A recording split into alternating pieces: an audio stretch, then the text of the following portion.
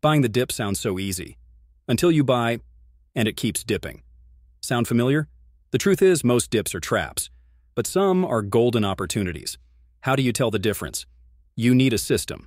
Today, you'll get a simple 3-step framework to help you spot high-probability reversals. We'll use a powerful free indicator on TradingView. Let's begin. First, open your Indicators tab on TradingView. Search for the Stochastic Z-score by Algo Alpha. Add it to your chart.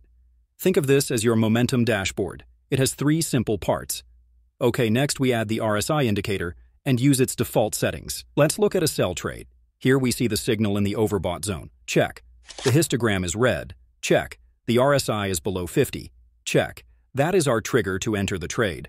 Set your stop loss just above the last high point. Aim for a risk-to-reward ratio of 2-to-1. Now for the most important part, the golden rule. Patience is profit. Many traders fail because they exit too early, or they jump into a trade before all 3 rules are met. If the setup is valid, trust your system. Do not rush.